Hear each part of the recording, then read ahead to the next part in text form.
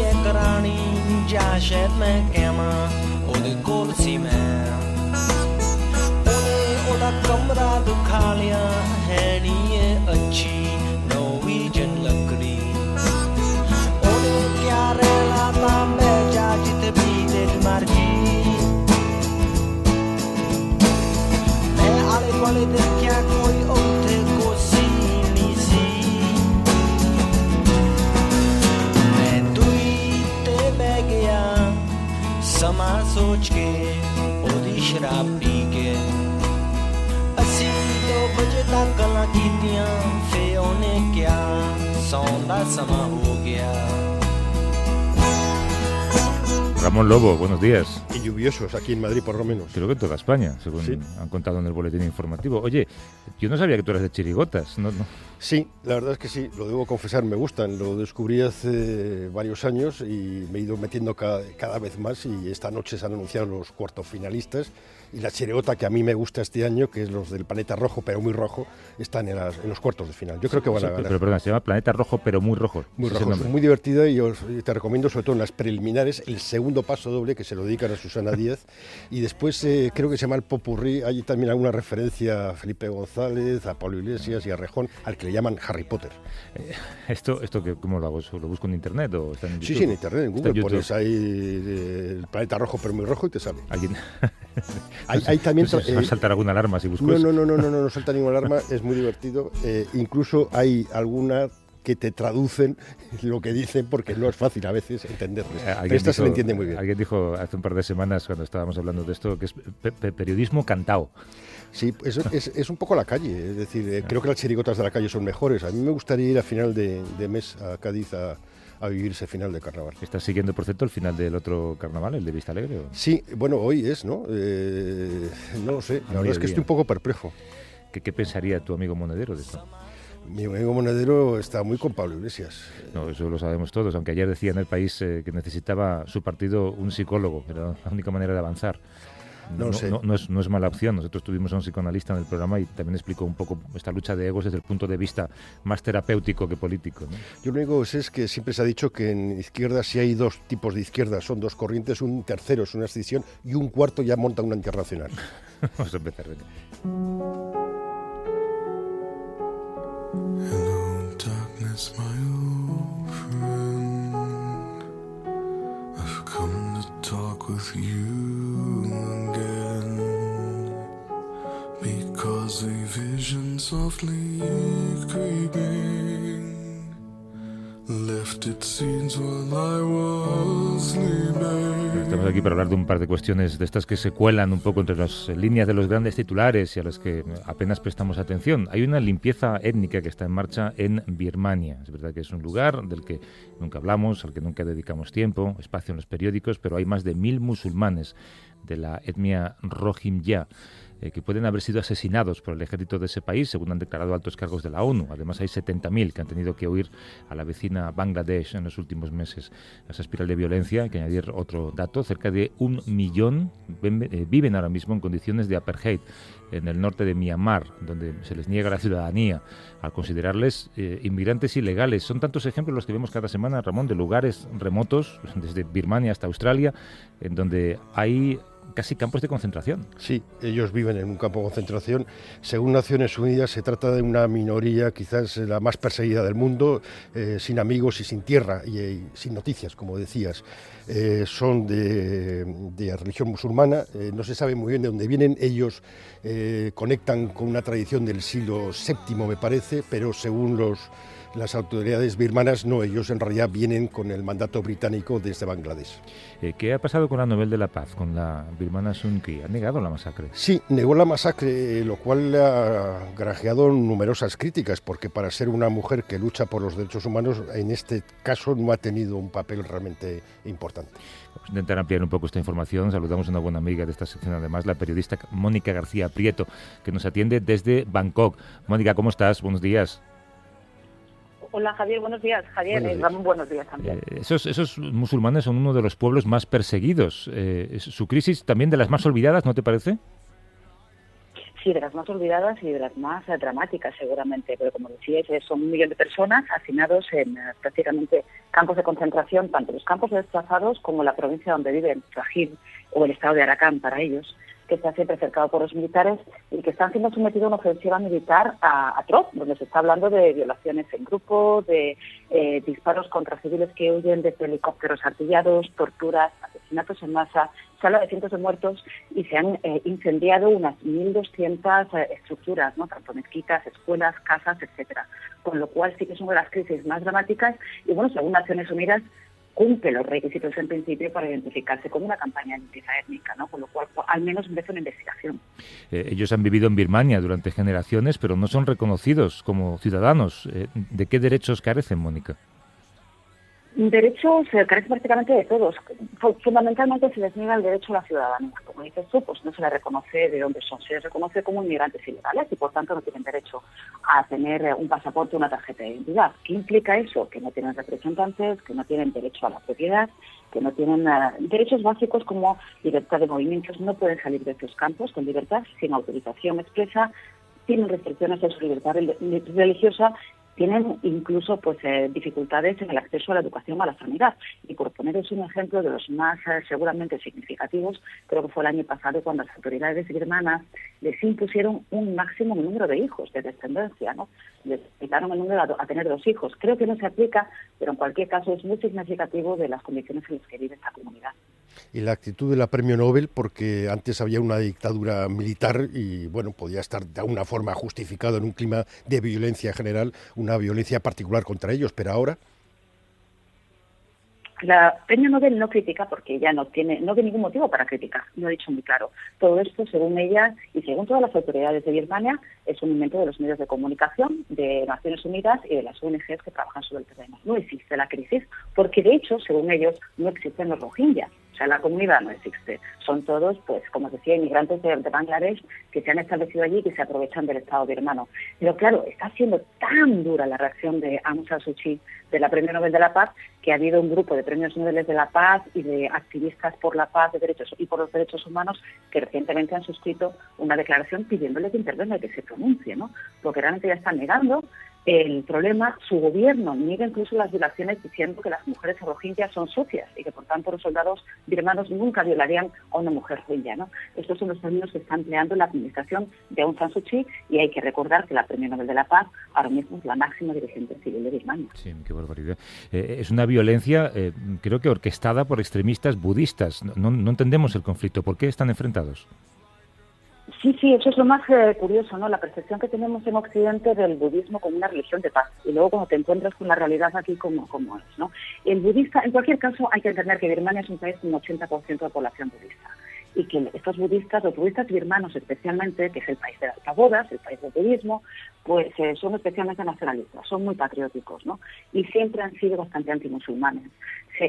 La primera referencia a la presencia de Rohingya en Birmania data de 1799 y siempre todos los gobernantes se han destacado por discriminar a esta minoría musulmana, ¿no? Entonces, bueno, realmente los budistas están siguiendo esta pauta de discriminación.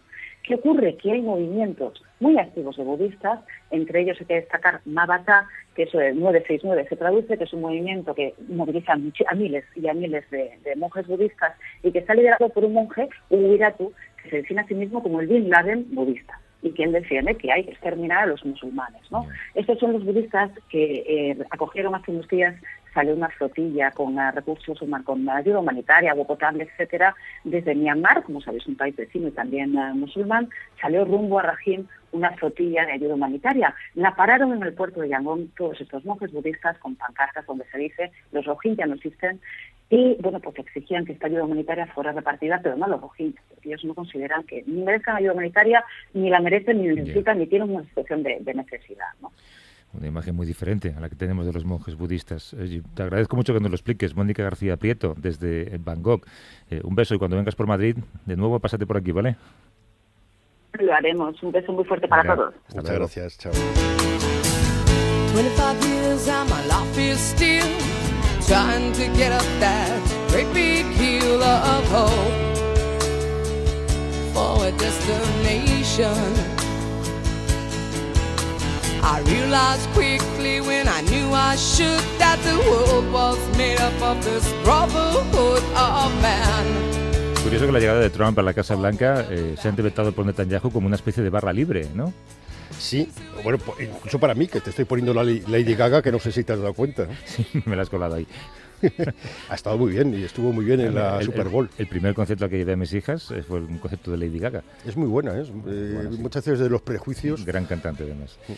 ¿Qué está pasando? Hay una serie de asentamientos que han sido legalizados de manera repentina. Sí, en este totum revoltum que estamos viviendo con Trump en la Casa Blanca, pues el gobierno israelí ha aprobado legalizar una serie de asentamientos que eran ilegales, incluso para el propio gobierno israelí, que están colocados en tierra privada palestina, y esto hace pensar que el gobierno israelí se está moviendo a multiplicar los asentamientos, y podría decirse que este tipo de decisiones lo que hace es matar definitivamente algo que ya está muerto, que es la solución de los dos estados. Que es el proceso de paz en sí mismo. Además, no hay reacción, como siempre, de la comunidad internacional, o al menos no hay reacción colectiva. Bueno, Merkel lo ha criticado, y después ha habido una reacción muy rara de Trump, porque ya sabes que Trump criticó a Obama por apoyar la resolución de Naciones Unidas, pero ahora ha dicho que las colonias existentes no son exactamente un obstáculo para la paz, pero si se hacen nuevas o se construyen nuevas casas, sí. Con lo cual, supongo que Netanyahu estará tan sorprendido como todos nosotros, y el día 15 creo que se reúnen en Washington, con lo cual podrán ajustar los relojes, esto que hacían los espías, ¿no? Anda que no estará feliz Netanyahu de visitar la Casa Blanca sin Obama como inquilino, ¿no? Pues se llevaban fatal. Para ampliar información nos acompaña la periodista Beatriz Lecumberri, que nos atiende desde Jerusalén. ¿Cómo estás, Beatriz? Hola, buenos días. Buenos días. ¿Nos puedes contar qué significa esta ley? ¿Por qué es inédita?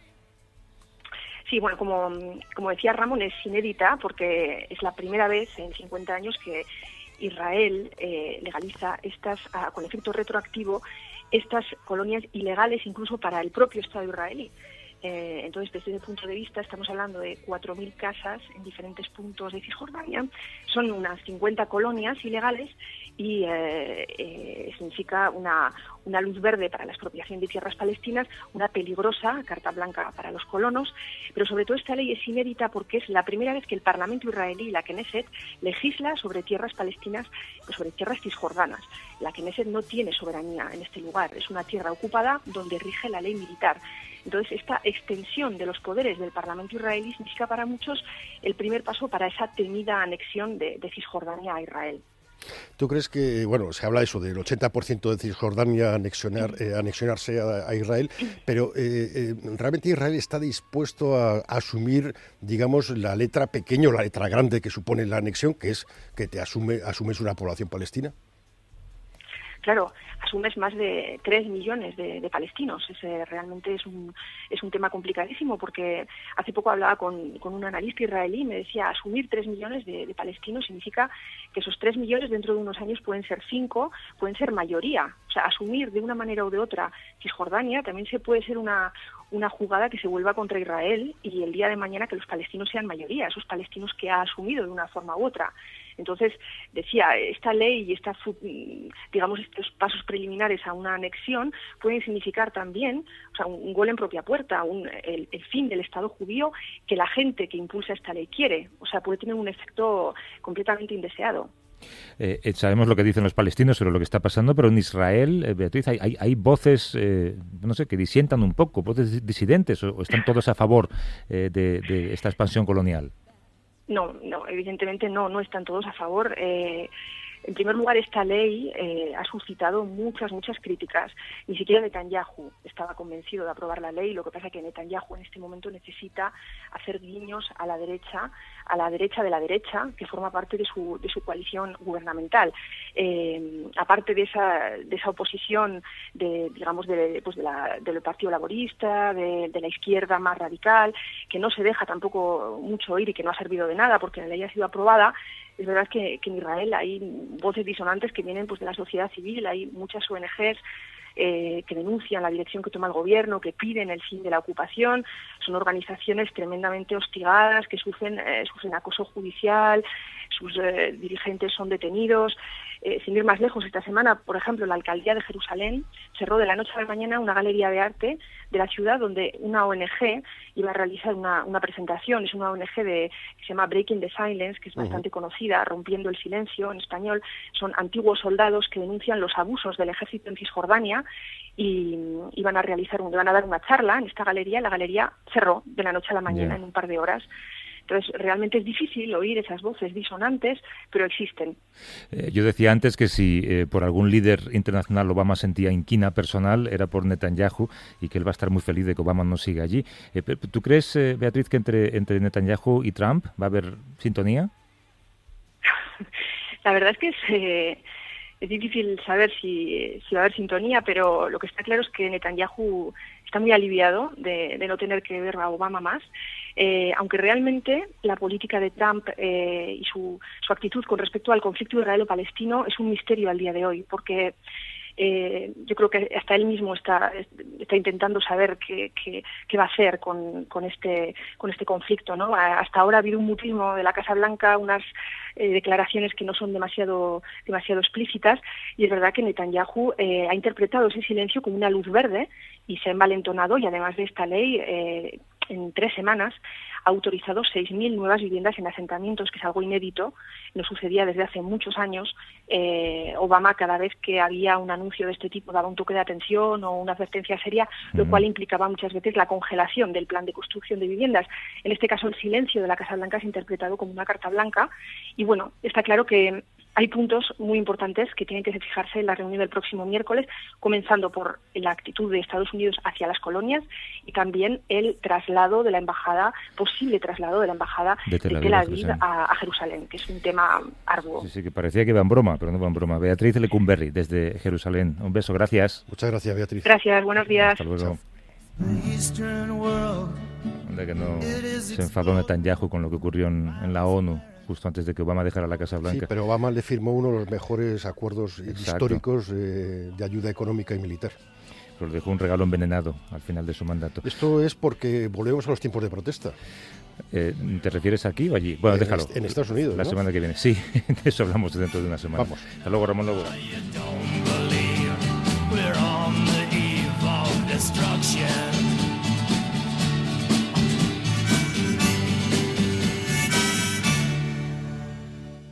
A vivir que son 2 días. Javier del Pino.